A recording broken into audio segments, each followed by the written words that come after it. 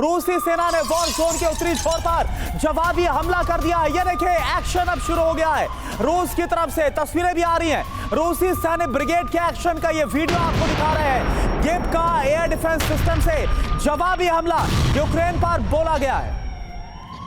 वाकई ये युद्ध भूमि में तो सब कुछ बदलता हुआ नजर आ रहा है। मॉस्को में ड्रोन वर्षा कर दी है यूक्रेन ने। हमला देखिए, 100 से ज्यादा ड्रोन से अटैक की खबर पहले सामने आई और अब तो ऐसा लग रहा है कि 400 से ज्यादा ड्रोन्स के जरिए अटैक बोला गया है। रूस ने 70 ड्रोन मार गिराने का दावा थोड़ी देर पहले किया और अब यह आंकड़ा भी बढ़ा दिया गया है। इसे 70 से बढ़ाकर 91 कर दिया गया है, 91 कर दिया गया है।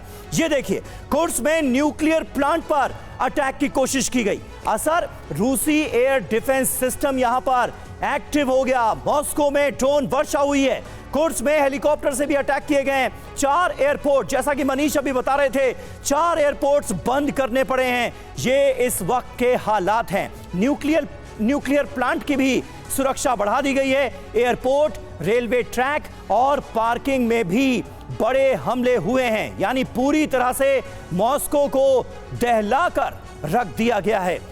सुमित चौधरी भी हमारे साथ मौजूद हैं। सुमित, अब इसका अंजाम क्या होगा? इस वक्त तो बहुत चिंताजनक खबरें रूस के लिहाज से देखा जाए तो बहुत बड़ा हमला है ये। क्या इसे मॉस्को पर हुआ अब तक का सबसे बड़ा हमला कहा जा सकता है? बिल्कुल, आप इसको सबसे बड़ा हमला भी कह सकते हैं और आप ये भी कह सकते हैं कि यूक्रेन ने इसकी प्लानिंग और एग्जीक्यूशन बहुत अच्छे तरीके से किया और ये ऐसे वक्त में किया गया है तब यूक्रेन की जो आप स्थिति है या फिर उसकी जो मजबूती है वो आधे से भी कम रह गई। यानी इंटेलिजेंस अमेरिका की तरफ से नहीं मिल रहा, लगातार कोई सपोर्ट नहीं मिल रहा। और मैं आपको ये भी कह सकता हूँ कि अगर इन 300 साढ़े 300 ड्रोन से अटैक किया गया तो ये आखिरी उन रसद में से या साजो सामान में से होगा जो यूक्रेन के पास उसके स्टोरेज में होगा। क्योंकि अभी भी यूक्रेन के लिए दिक्कत ये नहीं है कि उसने अटैक कर दिया, अब जो रूस का अटैक आएगा उसको कैसे रोकथाम करना होगा, उसके डिफेंसिव कैसे तैयार करने होंगे, ये यूक्रेन के लिए सबसे बड़ी चिंता की स्थिति होगी। लेकिन ये जरूर है कि मॉस्को में 350 के करीब अगर ड्रोन से अटैक किया जाता है, जिसमें 90 से ज्यादा अटैक सिर्फ और सिर्फ मॉस्को पे किए जाते हैं, तो निश्चित तौर पर